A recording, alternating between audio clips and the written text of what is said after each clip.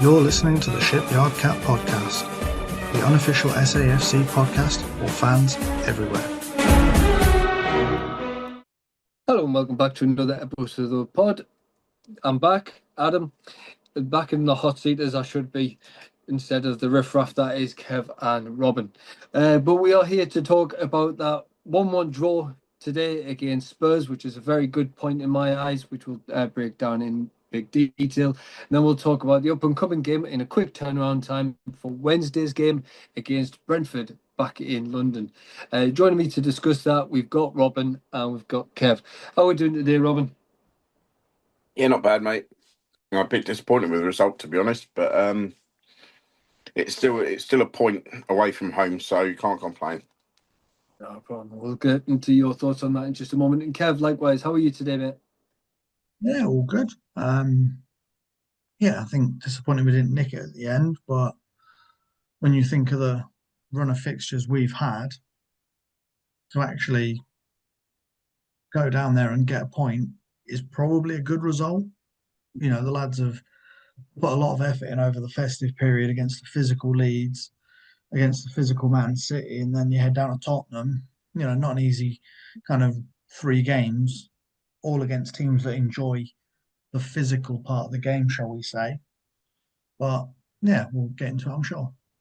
Yeah, 100% we'll get into it.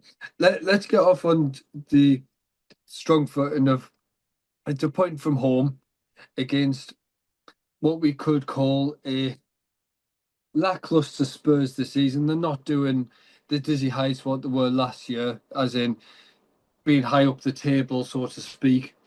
What are we?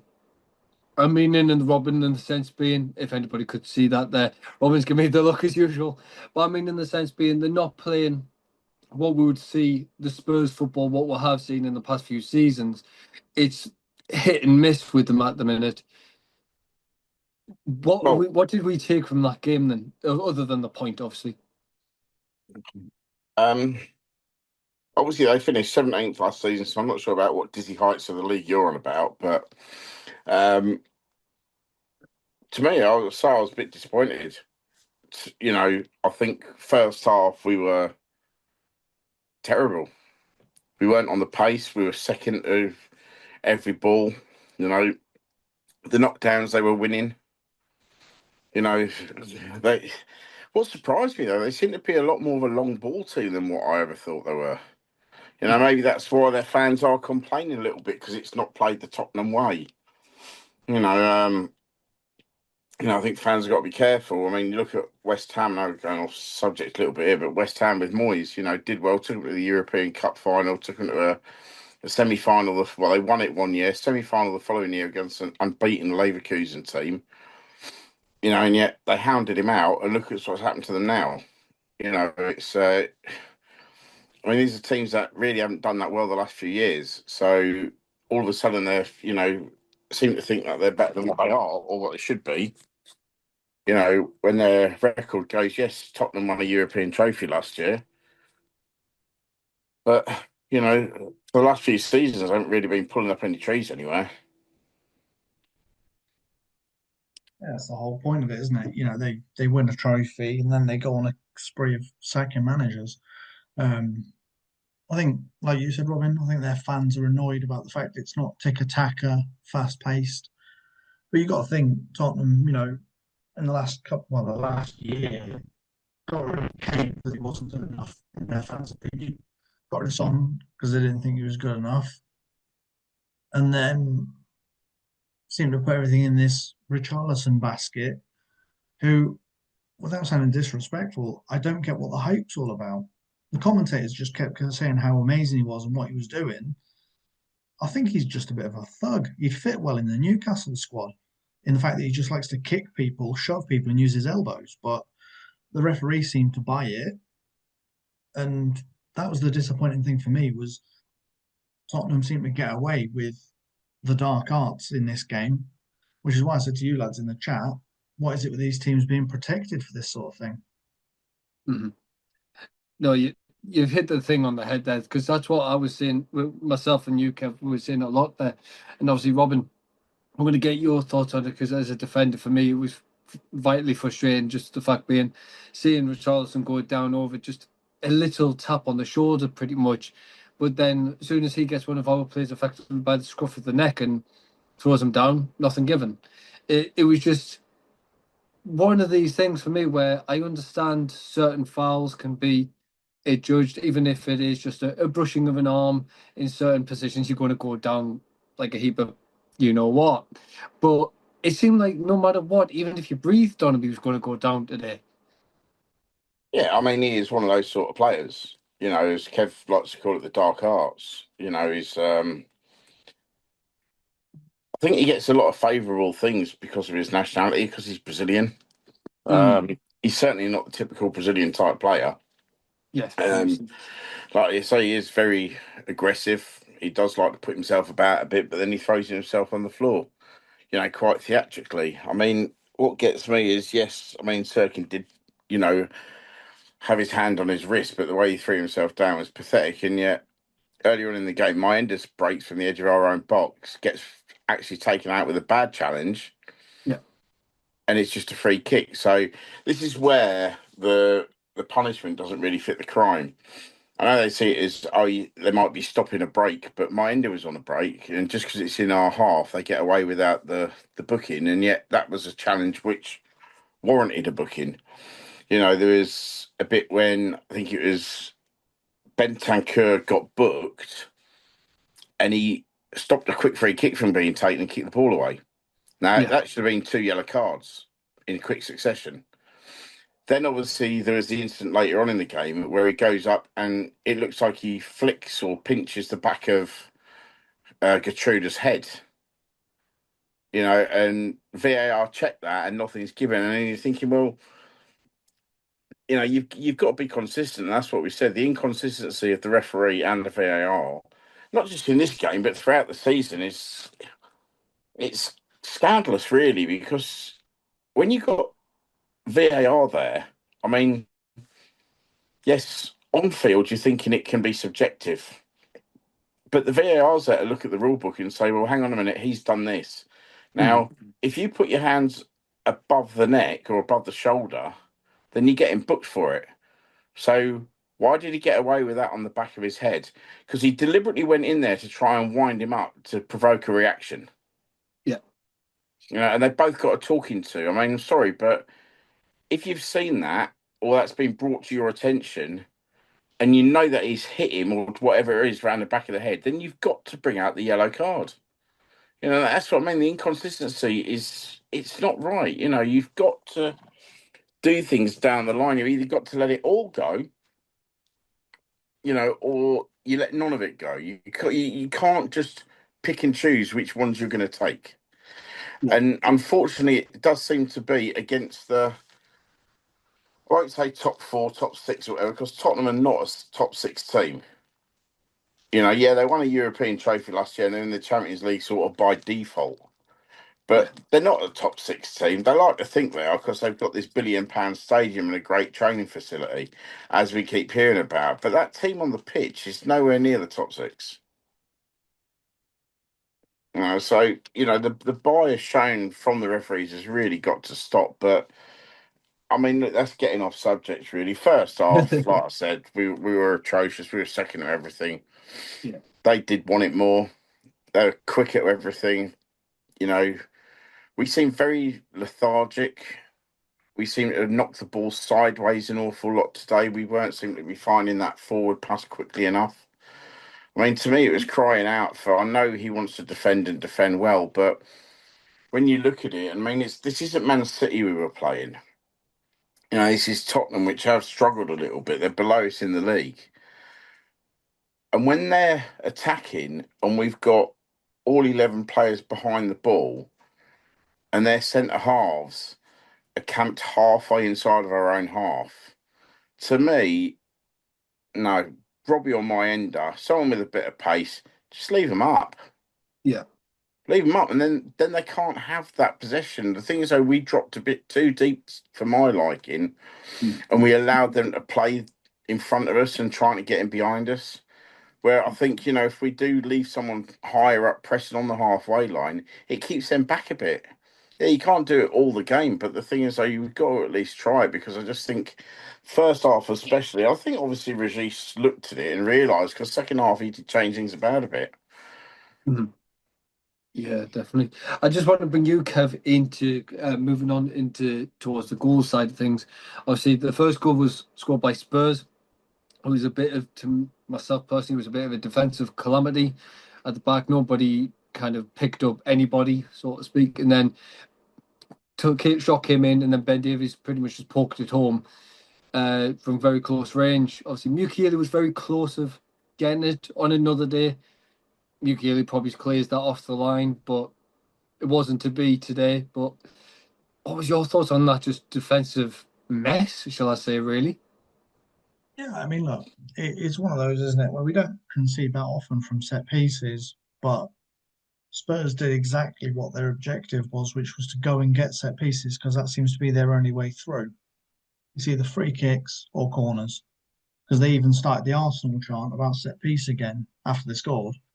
Yeah, And it just, for me, was one of those moments of a mix up at the back from a badly defended corner. Which I believe in the build-up there was a foul which should have stopped it becoming a corner, but Atwell decided that his favouring, you know, Tottenham shirt peeked under his, referee's kit. But yeah, yeah, we can't retake the corner. We can't get the game back. It is a 1-1. Again, it's another result where you turn around and say, well, actually, it's a good point on the road. Our away form's not the greatest. It's something we do need to work on. It doesn't get any easier when you look at Brentford today getting a 4-2 win over Everton. So they'll be full of confidence. But yeah, for me, just poor defending. But, at that point in the game, it's early enough to try and make a change, isn't it? And obviously, yeah, later on in the game, Regis did roll the dice and change the players about a little bit. But as I said to you lads, our bench was lifting. yeah. Wilson's obviously picked up that knock this week. Either we're training too physically or teams are getting away with stuff Yeah. and players are coming off injured. Indeed, yeah. It is one of those where we need to see what's what, but obviously I think Regis will keep those cards close to his chest, effectively what's happening in the training and stuff like that. Robin, this is where I'll let you go into Robbie's goal. To me, I think that was Sunderland at its best, the way we played that lovely little bit of football, just the vision from Alderete at first to find the first ball, and then just the little knocks through from Mukiele to Lefay back to Bobby to Lefay back to Robbie, and then what a finish! I mean, yeah, I mean, no keeper saving that one. I mean, absolutely fantastic. It was a great finish. So much power in it on his weaker foot. Yeah, The build up, absolutely fantastic. It's just one of those that you've got to say, you know, hands up. You can't defend against that sort of thing. Whereas obviously the Tottenham goal, I felt we could have defended a bit better. hmm I mean, apart from like Kev said, there could possibly have been a foul given in the build up. It did look like the ball had gone out for a goal kick first as well before they retrieved it. So there's a few things there that they got the break. But Bobby's link up there with Lafay was just phenomenal. And yeah, the touch and the finish. I mean, it just seemed he had all of the goal shooting though. yeah, It seemed like when you saw it and you saw the different angles of it, Vicario looked like he was probably about an under nine keeper in that goal. How much sort of like, how much space Bobby had to put it into.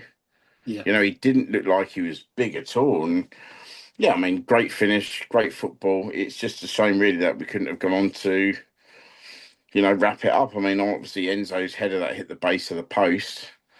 I mean, when I first saw that, I thought, well, great save. And then obviously, we don't get the corner. It goes for the goal kick. And then obviously Sky showed the replays they do. And if that had been on target, that scene, because he hadn't reacted quick enough for that, that had beaten him. yeah, It's just one of those things where it's slightly, another 6 inches the other way, and it's sort of like, it's coming off the inside of the post, either going in the back of the net or even hitting the keeper and going in the back of the net for an own goal. Yeah. It's fine margins, but yeah, I it's think game of two halves, wasn't it? They bossed the first yeah. half and probably should have scored more. And I dare say, we should have really probably nicked it at the end. Would it have been a fair result? Probably not. I think draw overall is probably about right when you look at it.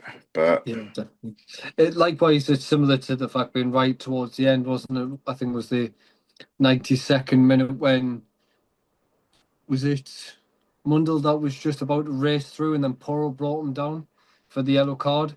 I think generally if Mundell had managed to get not saying to be a bit quicker because Porro is a very fast player anyway, but to try and if you managed to skip past him, you had then a 3-on-2 effectively, really, didn't you? So yeah, it was Hertrauda, and he hasn't got the thank you. legs.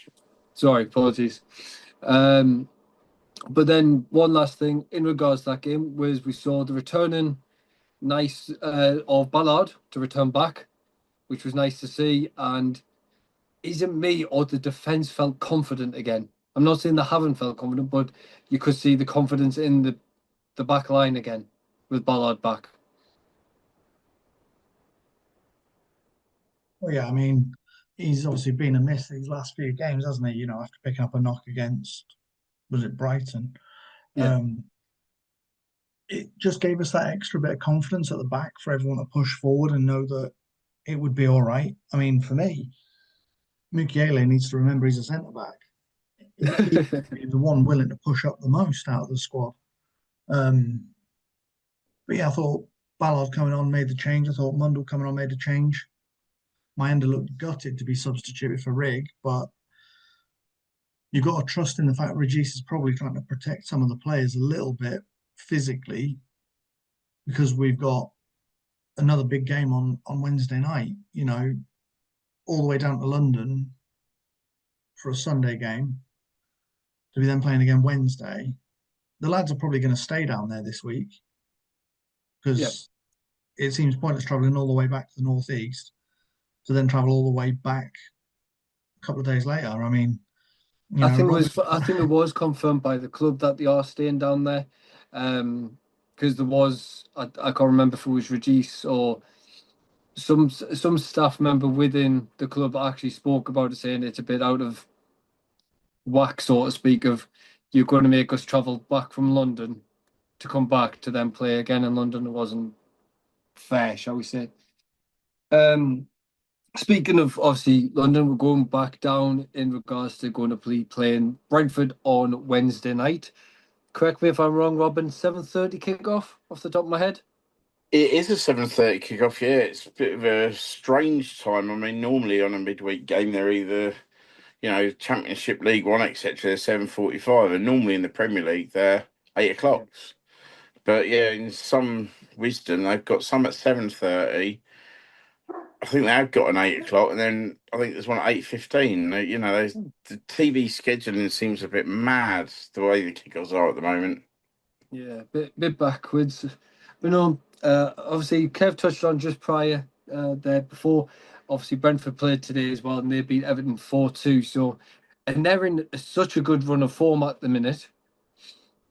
Obviously, there is going to be that fear factor that they're going to be that high on confidence after that 4-2 win.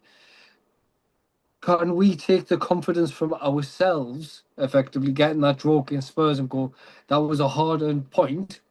We've already beat Brentford once this season. Let's go at them again. Well, yeah, I mean, when you look at it like that, our away record at Tottenham over the years hasn't been good anyway. So, any point there is really a good point, you could say. Like I say, I think that, the lads are probably a little bit disappointed they never made more on it, but I say that at least because of their first half performance. But look, it's obviously the GTEC Community Stadium, the first time we'll have been there. Obviously, it's not like the old Griffin Park. Still quite a small stadium. I think our allocation was only about 1,700 tickets or something like that. It wasn't a lot. Right. Obviously, it was sold out, as always. You know, and you've got to just say fair play to the fans that are making that journey, that have travelled today, travelled back up tonight. You know, and then they're going back down on Wednesday, you know, for the match, possibly taking days off work. And this isn't even 2 weeks after Christmas yet. Yeah. I mean, you've got to say, whoever scheduled this, I know I said it before in the preview, whoever scheduled this needs shooting. You know, to make fans do that, you know, so close to Christmas is ridiculous. Yep, I said it a couple of weeks ago. I think it's disgusting, but yeah, this one obviously, like you said, I think they've only got a stadium capacity of about 17,000. So Mhm. if we've got 1,700, that's a fair chunk in a small ground. But yeah, I think, like you've said, we just need to go down there and do something with this. Um, Obviously now starts the playing teams you've already played again. You know, it comes in thick and fast now. I think we face Tottenham again in a few weeks' time. You know, it's literally thick and fast now. I think some fans will probably stay down the area if they've got time off. But Mhm. yeah, for me, the scheduling is awful for us to send us all the way down there twice in the space of a week, well, less than a week, after the month they gave us as well. Yeah, it's laughable, especially when you look at certain teams that just seem to always be playing at home, match after match after match, looking at Yeah. Leeds and those up the road. You know, it just seems to me that scheduling doesn't come into consideration for certain teams. It's like, yeah, put them against some tough opponents, but give them all the home games together. Yeah, exactly. That's the thing, isn't it? Where some will get gifted it, shall we say, and others won't. Obviously, as I mentioned there, Kev, as you heard us just before there, we played them prior, we beat them at home, so we know we can beat this team. Yes, I know they're in a bit of a retrain of form. What do we need to do this time around going away down to their ground to beat them? It's hard. You look at the league table; they're level on points with us. They've gone above us today because of the results and the goal difference. But for me, we just need to not set off too defensively. It seems to be what we do when we go to an away ground. We give other teams too much respect. We go very defensive tactically, and then like Tottenham were happy to let us have the ball today. I think the end Yeah. result was I think we got 52% possession versus their 48. Thomas Frank doesn't like having the football, Mhm. and that's what we need to look at when we go to Brentford. As obviously, I think it's Keith Andrews, isn't it, their manager? Yeah. I mean, he was working under Frank, wasn't he? Yeah. So, you know, chances are we're going to face a very similar style of football when we go to the GTEC. And I just hope that Regis looks at this and goes, what didn't work in this game other than the fatigue?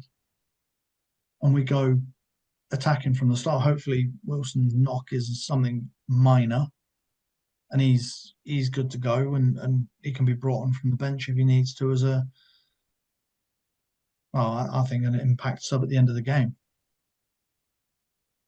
I mean, to me, it'll be an interesting one whether or not Wilson has actually got a knock, or whether or not, because we are staying in London and he's just had his daughter, that they're giving him an extra few days off to stay at home. Mm. You know, at the end of the day, you know that yes, they're professional footballers, but they're humans. You Yeah. know, they've got other responsibilities. You know, they've got young children, most of them. You know, they're that age where they're going to have young families and stuff. So, you know, we could have just given him an extra few days off. You know, you look at it. You know, obviously Tutorov was on the bench today again. Obviously Harrison Jones was on the bench today. Um, Obviously Ballard coming back in meant there was no room for Jensen or Jaden, whichever one it was. Um, you know, but look, it's going to be a tricky place to go. I mean, obviously Spurs had been there on New Year's Day or day before, whenever it was last week. You know, and by all accounts, it was an absolutely horrendous 0-0 where they just sort of cancelled each other out. Thomas Frank going against his former coach and Keith Andrews, they're going to know all the tricks and that, and it was quite an appalling game by all accounts. Could it be that it's going to help us set up? I mean, I think Keith Andrews was the set piece coach as well at one point for him. So we know they're going to have the long throws. We know they're going to have the free kicks and pump it in the box and stuff like that. I think Ballard coming back into the team has helped immensely. Obviously Kev said Mayenda was a bit disappointed to get taken off, but I think he had to. I think he played 90 minutes.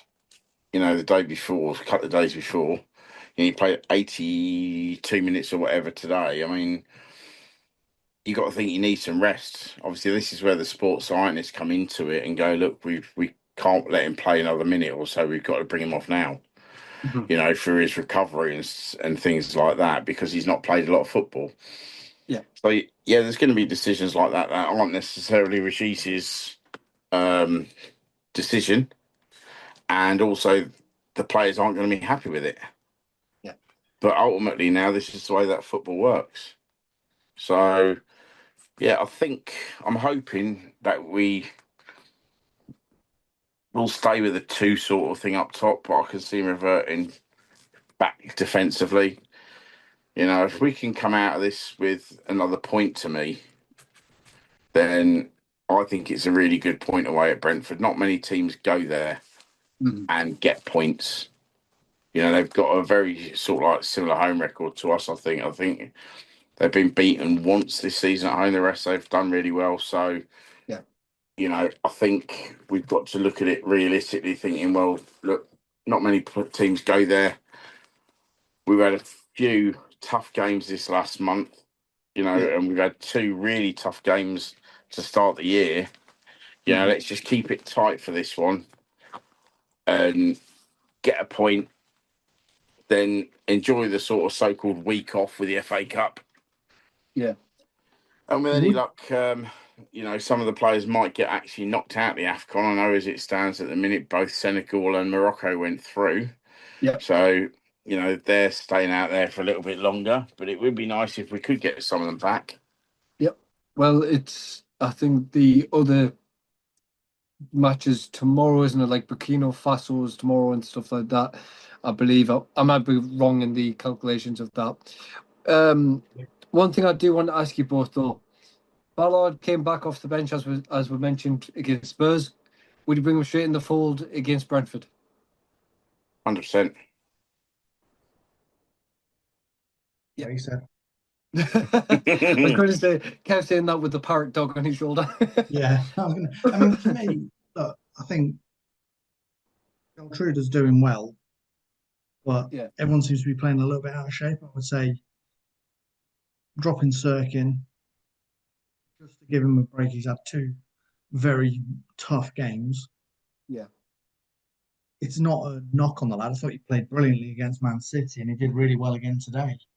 But yeah, for me, I think it's probably just a case of a bit of squad rotation to make sure we're not risking more knocks, more injuries, more issues.